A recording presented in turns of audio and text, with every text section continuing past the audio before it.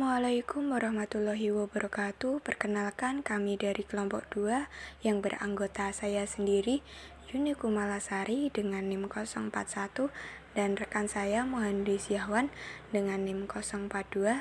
Di sini kami akan mempresentasikan tentang konsep fundamental dalam lembaga keuangan syariah.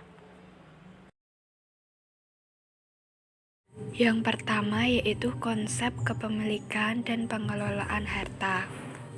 Membahas dari yang pertama dahulu yaitu konsep kepemilikan harta dalam lembaga keuangan syariah. Harta sendiri menurut pandangan Imam Hanafiyah ialah segala sesuatu yang dapat dimiliki dan dimanfaatkan. Terdapat dua unsur primer dalam pada harta menurut pandangannya, yaitu harta dapat dimiliki. Dalam hal ini ialah manusia dapat menguasai atasnya. Yang kedua, harta dapat dimanfaatkan seperti yang berlaku pada daerah tersebut. Pada pandangan Imam Hanafiyah memberikan penerangan harta memiliki manfaat dan dimiliki oleh manusia baik dia mengambil manfaatnya dari barang atau berupa jasa dari barang tersebut. Terdapat beberapa macam konsep kepemilikan harta, yaitu pertama, kepemilikan harta secara individu.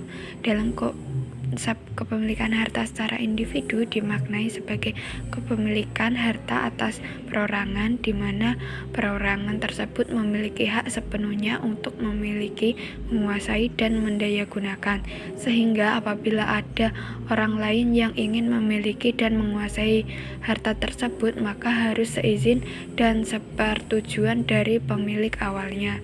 Sebagai contoh, Allah melarang seorang muslim untuk mengkonsumsi minuman keras dan babi, sebagaimana Allah melarang muslim untuk memiliki harta dari hasil riba dan perjudian. Tetapi Allah memberi izin untuk melakukan jual beli, bahkan menghalalkannya. Di samping melarang dan mengharamkan riba, sebab-sebab kepemilikan harta secara individu yaitu dapat diperoleh dari warisan, kompensasi, dan pemberian negara. Yang kedua, kepemilikan harta umum. Kepemilikan harta umum adalah harta yang dimiliki, digunakan, dan diambil manfaat oleh publik, dan harta ini tidak boleh dimiliki secara perorangan. Dalam Islam, keberadaan harta yang menjadi milik publik merupakan suatu aspek krusial. Hal ini dikarenakan bahwa dengan adanya harta bersama maka akan terbentuk pemerataan sosial. Dalam hal ini semua masyarakat dapat menikmati kegunaan dan manfaat dari harta tersebut, sehingga dengan adanya hal ini ketimpangan sosial dapat terhindarkan. Nah, yang ketiga, kepemilikan negara. Kepemilikan harta negara ialah kepemilikan yang dimiliki oleh suatu negara, di mana harta tersebut sudah ditetapkan oleh kepentingan rakyat atau kaumnya. Hak atas pengelolaan harta ini diserahkan kepada pemimpin sesuai dengan ketentuan syariat dan negara yang berlaku. Dalam masa peradaban Islam, negara dapat menguasai harta dilakukan dengan beberapa cara. Tentu saja cara-cara ini merupakan cara-cara yang disesuaikan dengan syariat Islam dan mencontoh apa-apa yang telah dilakukan oleh Nabi Muhammad SAW sewaktu dahulu. Kedua, konsep kekayaan dalam lembaga keuangan syariah. Pengelolaan kekayaan secara Islam meliputi aspek perolehan atau penciptaan harta, peningkatan harta kekayaan, perlindungan harta, pendistribusian kekayaan, dan pemurnian kekayaan. Syariat Islam mengajarkan bahwa harta kekayaan dapat digunakan untuk banyak tujuan, namun tidak diperbolehkan untuk dibelanjakan pada hal-hal yang dilarang secara syara.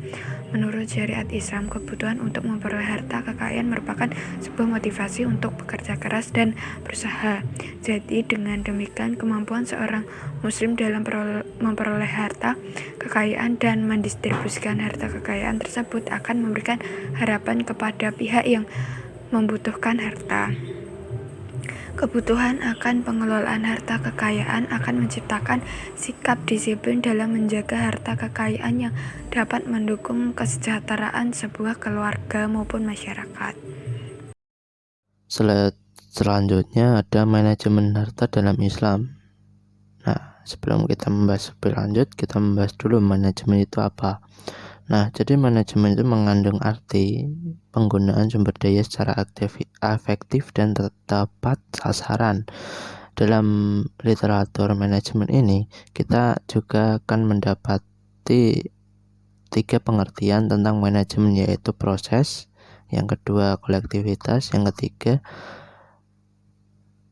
ilmu atau seni dalam berbisnis. Nah, ada beberapa cara manajemen harta dalam Islam, yaitu yang pertama ada planning harta. Planning harta ini kita mencari harta, memikirkan cara untuk mencari harta itu bagaimana dan dengan apa gitu. Nah, yang kedua bisa juga kita memikirkan untuk apa kita menggunakan harta tersebut. Harta kita itu digunakan mau untuk apa, maupun mau untuk disedekahkan atau yang lain sebagainya, kebutuhan hidup. Nah, yang kedua ini ada organizing harta. Organizing harta ini bisa diartikan untuk bahwa harta ini bisa digunakan untuk kebutuhan hidup. Terus bahwa organizing harta ini diajarkan untuk kita itu tidak boleh boros dan harus hidup dengan sederhana, berbanyak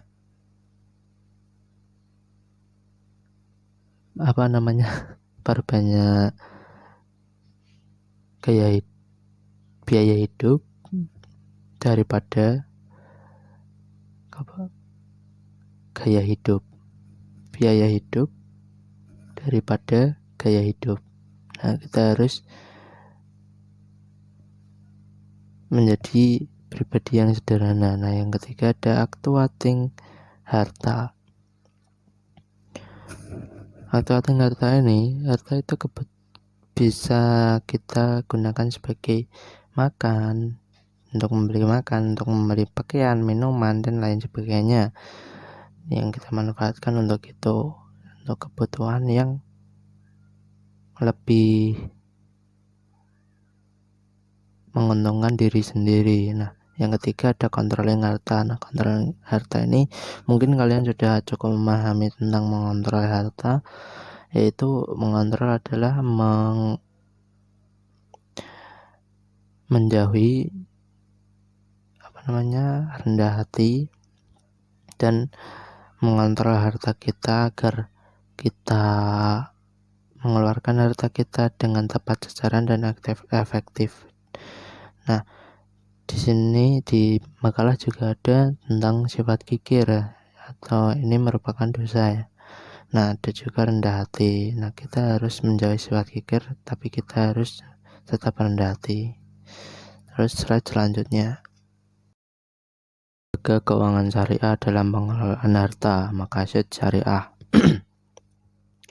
Nah, dalam makalah sudah dijelaskan tentang tugas atau kegiatan itu adalah seperti kegiatan penganggaran, pengelolaan, penyimpanan dana, perencanaan, pemeriksaan, dan pengendalian. Nah, di mana halnya kita harus memanajemen harta kita, mengelola harta kita dengan baik dan benar. Nah, karena di sini ada prinsip syariah, menekankan prinsip syariat Islam, maka dilarang untuk perusahaan melakukan adanya riba, perjudian, monopoli, penipuan, gharar. Terus ada juga penimbunan barang dan lain sebagainya. Nah, terus dalam perusahaan ini ada banyak berkembang pesat di Indonesia tentang lembaga keuangan syariah ini. Yang contoh seperti halnya ada di sini ada BRI Syariah, BNI Syariah, Mandiri Syariah, Bank Muamalat. Nah, Bank bank muamalat ini sudah dijelaskan di pertemuan kemarin, dan ada juga Bank Mega Syariah. Nah, selain di Indonesia, ke lembaga keuangan syariah dan menggunakan syariat-syariat Islam juga berkembang di negara Eropa dan Amerika. Keempat, yaitu akad dalam keuangan syariah. Akad dalam transaksi keuangan syariah, menurut pandangan Islam tentang akad ini sebenarnya tidak ada batasan yang ketat tentang bagaimana perjanjian tersebut dibentuk. Beberapa pembatasan yang ada dalam kitab fikih klasik sebenarnya sebagian besar adalah cakupan dari beberapa bentuk perjanjian yang ada pada masa kitab tersebut disusun.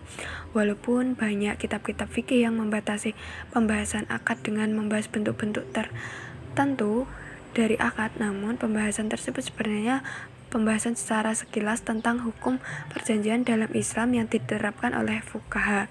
Penyebutan bentuk-bentuk akad oleh para fuqaha adalah berdasarkan akad yang umum berlaku pada masanya. Jika peradaban semakin maju, maka tidak menutup kemungkinan untuk mengembangkan bentuk-bentuk akad. Jadi, pengembangan macam dan bentuk akad selanjutnya tidak ada larangan. Nah, keberadaan akad dapat ditelaah dengan melihat beberapa kaidah atau prinsip utama hukum muamalah dalam Islam. Di antaranya pertama, dasarnya segala bentuk muamalah adalah boleh kecuali yang ditentukan selain dari Al-Quran dan Sunnah. Kedua, muamalah dilakukan atas dasar sukarela tanpa mengandung unsur-unsur paksaan. Ketiga, muamalah dilakukan atas dasar pertimbangan mendatangkan manfaat dan menghindari mudarat dalam kehidupan masyarakat. Keempat, muamalah dilaksanakan dengan memelihara nilai keadilan, menghindari unsur-unsur penganiayaan, unsur mengambil kesempatan dalam kesempitan. Salah satu faktor penting dalam terciptanya akad adalah adanya unsur kerelaan antara kedua belah pihak yang meleburkan diri ke dalam ikatan perjanjian. Cara umum adalah terwujudnya dua kehendak orang yang berakad dan ada kesesuaian antara keduanya untuk memunculkan kelaziman atau kewajiban yang bersifat syar'i pada kedua pihak, yang diindikasikan dari adanya suatu ungkapan, tulisan, isyarat, atau tindakan. Nah, dengan demikian dapat dipahami bahwa esensi akad itu sendiri adalah pencapaian kesepakatan kedua belah pihak, di mana suatu perbuatan seseorang dianggap sebagai suara pernyataan kehendak. Yang kelima, penyebab dan identifikasi dari transaksi yang dilarang lembaga keuangan syariah. Nah, ini dibagi menjadi 3, haram zatnya, haram selain zatnya, dan tidak lengkap akadnya. Nah, mari kita membahas dari yang pertama, haram zatnya. Transaksi yang dilarang karena objek atau barang dan jasa yang ditransaksi juga dilarang. Misalnya minuman keras, bangkai dan daging babi dan sebagainya. Yang kedua, haram selain zatnya.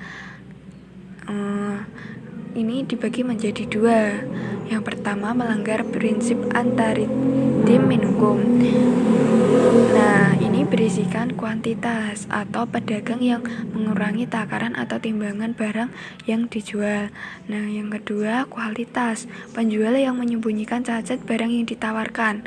Kemudian harga, dengan memanfaatkan ketidaktahuan pembeli akan harga pasar dengan menaikkan harga produk di atas tidak sesuai dengan harga pasar. Kemudian waktu penyerahan, petani buah yang menjual buah di luar musimnya, padahal si petani mengetahui bahwa dia tidak dapat menyerahkan buah yang dijanjikan itu pada waktunya. Yang kedua yaitu melanggar prinsip la tajlimuna wa la tujlamun.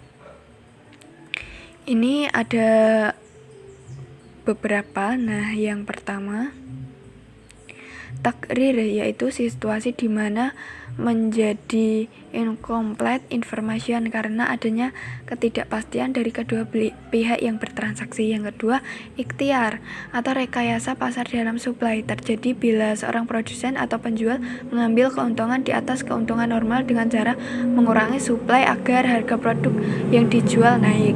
3. Bainasaj atau rekayasa pasar dalam demand terjadi bila seorang produsen atau pembeli menciptakan permintaan palsu oleh adanya banyak permintaan terhadap suatu produk sehingga harga jual produk itu akan naik. Nah, yang keempat, riba dalam al-mufiqih ada 3 jenis riba, yaitu riba fadil, riba nasiah, dan riba jahiliyah. Kemudian masyir atau perjudian adalah suatu permainan yang menempatkan salah satu pihak harus menanggung beban pihak yang lain akibat permainan tersebut. Yang keenam, rishwah atau suap menyuap, yaitu memberi sesuatu kepada pihak lain untuk mendapatkan sesuatu yang bukan haknya. Nah, yang terakhir itu tidak sah akadnya. Suatu transaksi dapat dikatakan tidak sah apabila sebagai berikut. Yang pertama, rukun dan syarat tidak terpenuhi. Nah, yang kedua, terjadinya ta'aluk. Terjadinya bila kita dihadapkan dua akad yang saling dikaitkan, maka berlakunya akad satu tergantung pada akad dua. Nah, terjadi dua menjadi satu atau kondisi di mana suatu transaksi diwadahi oleh dua akad sekaligus, sehingga terjadi ketidakpastian mengenai akad mana yang harus digunakan atau berlaku.